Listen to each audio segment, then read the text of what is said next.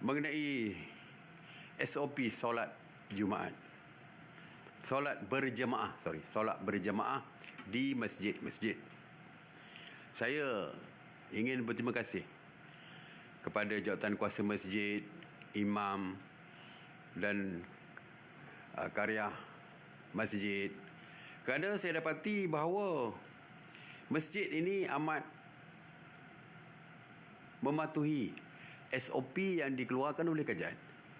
Misalnya masjid-masjid, sebelum kita nak bersemayang, nak solat Jumaat, kita perlu mendaftarkan nama kita dulu, baru kita boleh pergi.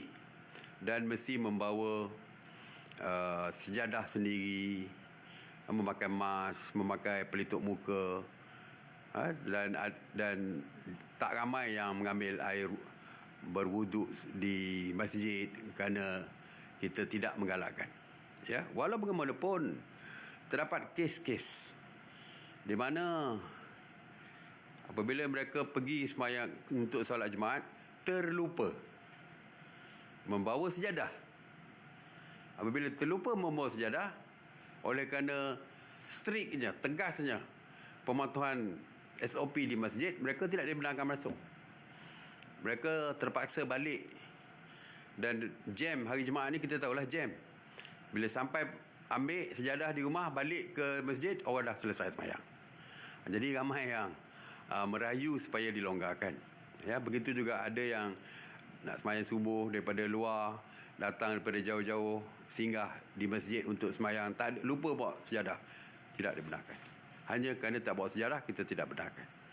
Jadi hari ini Yang Berhormat Menteri di Jabatan Perdana Menteri, iaitu Menteri yang kita sebut sebagai Menteri Agama, yang dikenali sebagai Menteri Agama, Menteri Jabatan Hal Ehwal Perdana Menteri, Menteri di Jabatan Perdana Menteri Yang Berhormat Datuk Seri Dr. Zulkifli Al-Bakri hari ini membawa rayuan daripada orang ramai ini kepada kita, masyarakat. Dan setelah mendapat pandangan daripada Kementerian Kesihatan dan seluruh mesyuarat, kita bersetuju bahawa membawa sejadah tidak lagi dijadikan sebagai satu perkara yang wajib, yang mana kalau tidak ada sejadah tidak boleh dibenarkan masuk untuk bersemayang. Kita boleh benarkan. Walau bagaimanapun, kita masih lagi menggalakkan supaya membawa sejadah sendiri. Oleh kerana sejadah tidak lagi diwajibkan, tetapi kita tidak boleh berkompromi di segi keselamatan, maka pelitup muka adalah wajib. Pelitup muka adalah diwajibkan.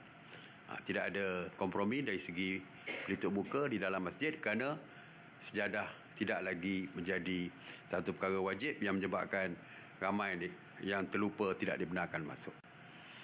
Oleh itu, kita menggalakkan masjid supaya menyediakan pelitup muka di pintu masuk masjid. Maknanya masjid boleh jual.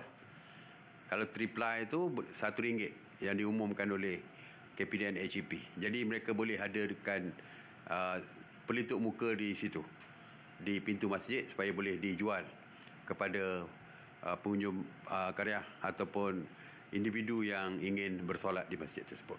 Ataupun kita juga mencadangkan, kalau mereka nak buat kertas pakai buang untuk dijadikan lapik menggantikan sejadah, mereka juga boleh menyediakan. Jadi kita benarkan inisiatif di kalangan jawatan kuasa masjid untuk membuat. Mungkin mereka sediakan kertas, boleh digunakan untuk semayang, lepas itu boleh dibuangkan, jadi pakai buang. Jadi perkara ini juga boleh dilakukan. Jadi ini yang kita longgarkan sikit, tetapi masih lagi tegas dari segi penjagaan kesihatan bagi mempermudahkan dalam kes-kes tertentu yang mereka tidak dibenarkan berjemaah.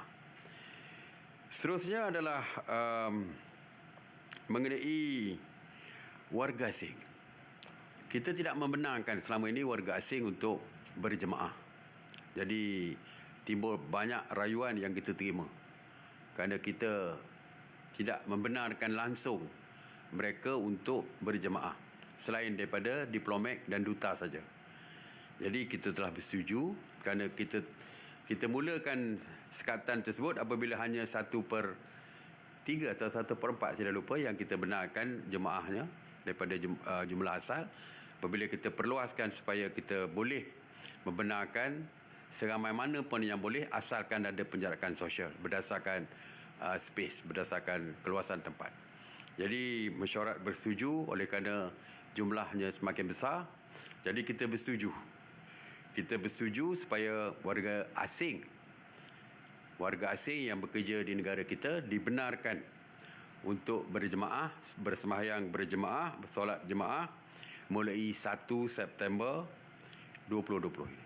Walau bagaimanapun, mereka juga perlu berdaftar. Dan pihak masjid boleh menentukan. Kalau sudah pun mencukupi, tidak ada ruang lagi untuk mereka, jadi itu adalah keputusan jawatan kuasa masjid sama ada membenarkan sudah. Tapi dari segi kita, secara general, secara umumnya kita benarkan. Tetapi mereka juga mesti mematuhi setiap SOP yang dikenakan oleh masjid-masjid yang berkaitan.